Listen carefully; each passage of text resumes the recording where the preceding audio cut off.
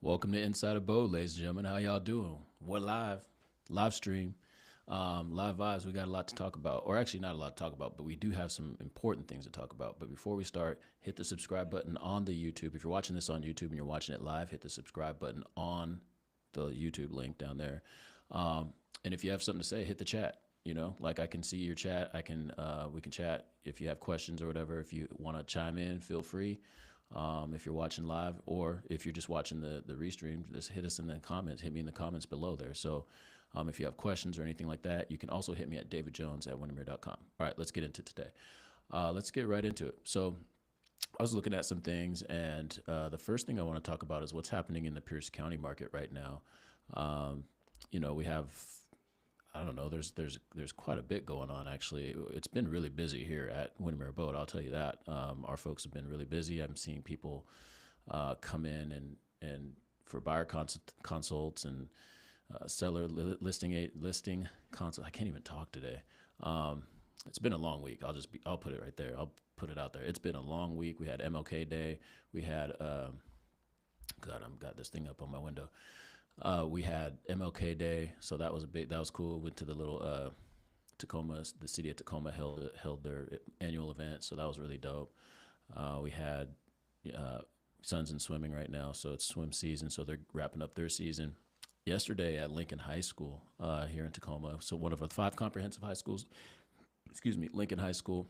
My friend Logic Ahmed, assistant principal there for a long time assistant principal, held a assembly that was really dope, anti-violence assembly. I got a chance to speak at that. Hopefully my audio is good. I don't have my headphones in here, so hopefully my audio is good. But yeah, that was super dope and super powerful. They lost some kids this year and a staff member, and some things are happening there. I got a chance to talk to my good friend Carl Hoseth, who's the principal there. But yeah, just really powerful.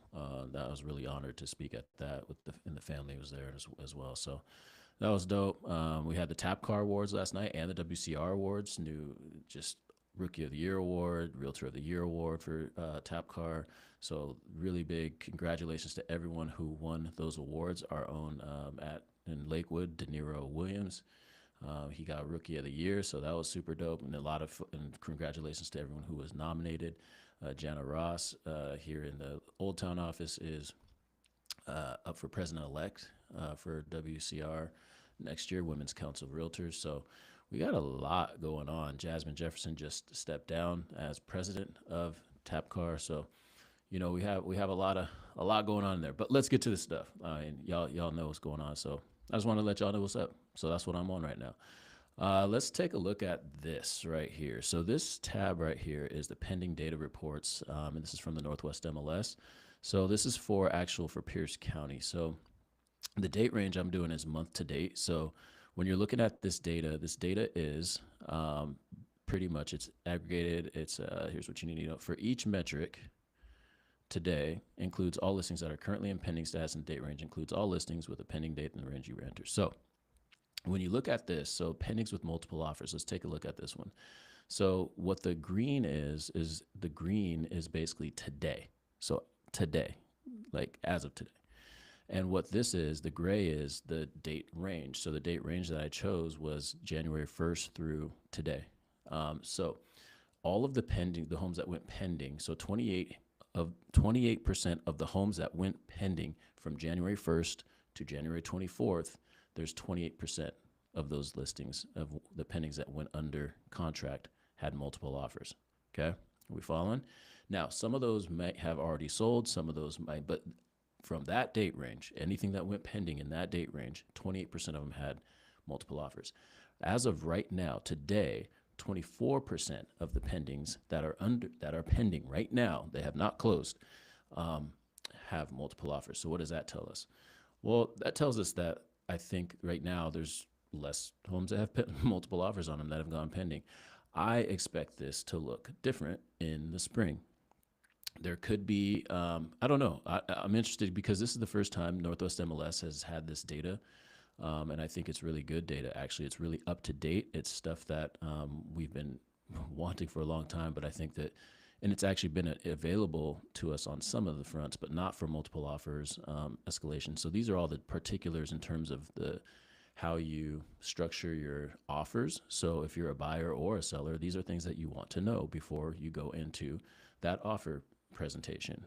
For if you're a buyer, to the listing agent, and if you're a seller, when the offers come in, these are going to be some of the things that you might want to be taking a look at or paying attention to. So listings, or I'm sorry, offers that got accepted that went pending on a listing that had an inspection addendum, which means that the buyer wants to do an inspection on the home before, moving forward. So 72% of the homes for year to date, January 24th, have had an inspection addendum. So that's good. And then as of right now, 65% -7 today of all the homes that are pending right now have inspection addendums. That's interesting to me. So I'm interested in this one because, that's how you stay protected as a buyer. And I think that, that's going to be something that I'm going to want to definitely keep an eye on all of these. Financing addendum. I'm just going to go, this one's good. So the financing addendum is important, but that should stay probably similar all the time. But the escalation addendum, this one's important. You want to know, and you want to know this one because this one says that 7% of the homes that went pending from the year to date have had an escalation. Why is this important to you as a buyer and a seller? Because this means that the home is being bidded up. So 7% of homes right now are being bidded up that have been pending year to date. So 7%. I mean, if I'm a buyer, I'm hoping that number stays here or goes lower. If I'm a seller, I'm sitting there going, well, yeah, that's good to know. I mean, escalations are out there, and hopefully that goes up if I'm a seller. So this is one that you want to pay attention to. It's good for some and depends on what side of the fence you're on. But as of today, right now, 5% of the homes that are pending right now have an escalation addendum. So that means 95% of them don't. So I think that framing this stuff is really important because, you want to make sure that your knowledge, you have some knowledge on what's going on and you're not being led astray. So let's see what else we have here. Anyone in the chat? Oh, I got someone watching. There's another one here. Oh, this one was interesting. I saw this, and sorry, I'm behind the paywall on this one, but it's a good one though. Check this one out. So AI's potential for real estate. I'm not going to spend too much time on this one, but this was an Inman story that I saw today that was pretty interesting. AI's potential for real estate agents is vast, and the panelists argue. So I am a proponent of AI. I think it's great. But one of my comments to this was basically saying, so it said like they're taking like a content slant on this. And I was just like, well, I mean, does that mean that we're going to have more mediocre content? Because in my opinion, good storytellers are good storytellers. And AI is not going to be able to, like, I guess replace is the wrong word, but it can do some good stuff though. It can definitely create more content. They're saying there's going to be more content out there because of AI. And I was like, yeah, that's great. So that means we're going to just have more mediocre content. Is that what we're saying? Like, because good storytelling is good storytelling. I don't know if AI is there yet where they can actually do that, because that does require a human element and human thought, because there's some context that AI just does not know that's happening in that moment. So I'm on my high horse on that one. So as a storyteller, but I think it's dope though. I use AI every day for everything. So I'm not saying it's a bad thing. I'm just saying that, kind of be careful on that one. Last one I have, this is about affordability. This is interesting. So this is from the National Association of Realtors website. And I like using this or taking a look at it. It's very sobering in some ways. And I'm going to go down to, let's see, Washington. Let's go to Seattle, Tacoma, Bellevue area. I don't know why they put these three together. So NAR, if you're listening, I don't believe these all should be together. Tacoma is not nearly the same market as Seattle and Bellevue. So I don't think this necessarily applies to Tacoma, but it's just interesting to look at. Okay, so I am going to write into National Association of Realtors actually and ask that we get a Tacoma like South Sound version of this, because these three markets. So just to give you an idea, like Tacoma's median price is like 500, Seattle's median price is like 900, more towards a million, and it's like double ours. So I mean, we're not even talking about the same markets. So it's still interesting to look at. So the housing affordability based on this though says that Seattle, Tacoma, Bellevue, our score is 0.5. Well, what does that mean? So if your household income is 25K, you can afford 0% of homes. If it's 50%, you can afford 0.2% of homes. If it is, if you have 100,000 household income, you can afford 6.4% of homes. So up and up, and you can see here as you get up there in 150,000 household income, you can afford 27% of homes. Folks, that's not good. I'm sorry, but that's your average American is not making, or household is not doing all of this. You know what I mean? And I really have a hard time in terms of just, we talk about housing affordability. That's not good. So how do we improve that? Well, talk to a realtor. Talk to your neighborhood realtor on that. We have plenty of them here at Windermere Abode, so take a look at those. The other thing I'm going to show you, this next piece is about what's mortgage rates. So Jeff Tucker, Windermere Economist, he's going to, I have a video of that. He's not here in the flesh, so I apologize. I might have misled you. Yeah, he's on the show, but he's kind of on his own video. But I'm going to show you the video for that, and then we're going to head out. That's all I got for today, but the rest is going to be Jeff Tucker, and then I'm going to head out for this week, and then next week we'll have another episode. And just tune in. I'm going to be on YouTube. We'll have it on the stream, on the podcast streams as well. So don't worry, that's not going away. But just changing up the way that we disperse the information, if you will. So I love YouTube. I think it's great. I watch YouTube every day. It's literally the only channel I watch. Let's see. All right, so let's see what's going on with mortgage rates. I think that's what you all came here for, right? Hi, I'm Jeff Tucker, Principal Economist at Windermere Real Estate, and these are the numbers to know right now. The first number this week, 7%. That is about the typical interest rate on a 30-year fixed-rate mortgage right now, according to both Freddie Mac and Mortgage News Daily. It's also almost a full point higher than it was just 4 months ago in mid-September. I should add that the daily data have been very volatile lately, with rates jumping up and down by sometimes 10 or 15 basis points. But in the bigger picture, this is the first time since last May that Freddie Mac's weekly survey showed rates above 7%. So the question this week is why? What's going on here?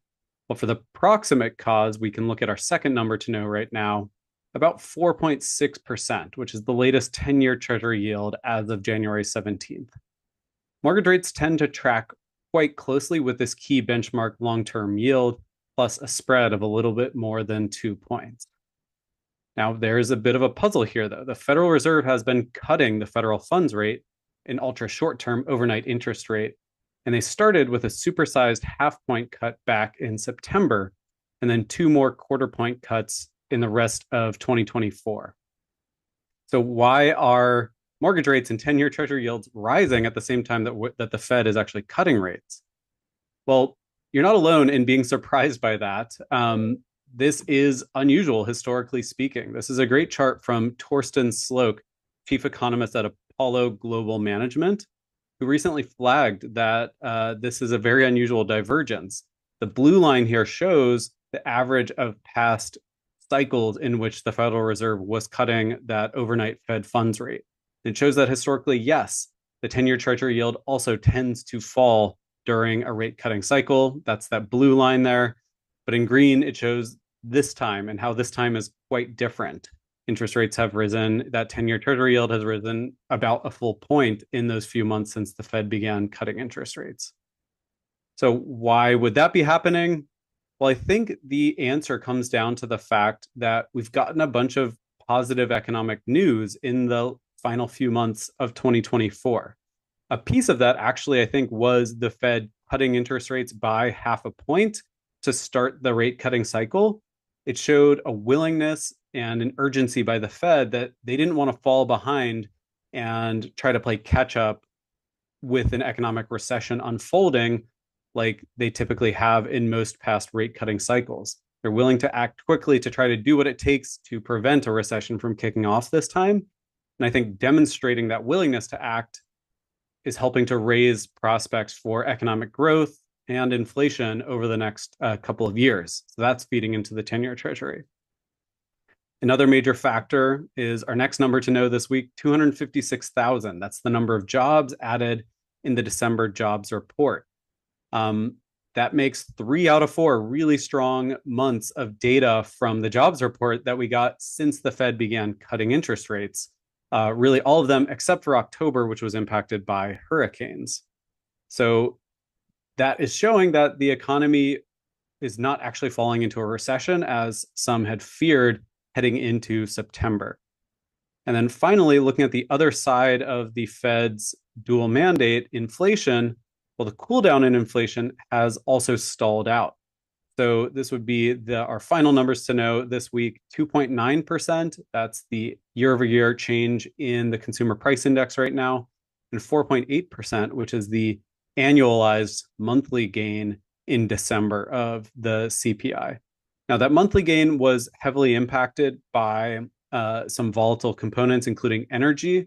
And so all in all, this CPI report basically showed we still haven't kind of killed inflation. The Fed hasn't yet put out the fire of inflation that's running above its 2% target. I added that as a dashed gray line on the chart here. So putting all of that together, a surprisingly resilient labor market, inflation being stubbornly unwilling to get all the way back down to 2%, and that willingness to do what it takes from the Fed all combines to a picture of looking ahead, an economy where both economic growth and probably inflation are going to keep running a little bit hot. So that is feeding back into mortgage rates. And unfortunately, I think that's the main reason. Right now, we're somewhere in the ballpark of 7% for a 30-year mortgage. All right, thank you so much. That is everything I've got this week. Thanks for watching, and don't forget to subscribe. All right. Well, that's Jeff Tucker, Windermere Economist. Hope you got something out of that. We'll be back next week with more Inside Abode, more information. We'll be taking a look back at those stats, the pending data stats. So those are interesting to me. So I think they should be interesting to you too. It'll be interesting to watch how those fluctuate throughout the year and as we go into our spring market. So if you are in the, looking to buy or sell or just being in the housing market in general, or if you're just curious, hit us up. Again, David Jones at Windermere.com or Windermere Abode. No. Yeah, just hit me up. Hit me directly. David Jones at Windermere.com. And, I'll get you in contact with any of our realtors. If I know the question, I'll let you know too. So with that, I'll see y'all next week. All right. Peace, y'all. Thanks for tuning in. Appreciate y'all.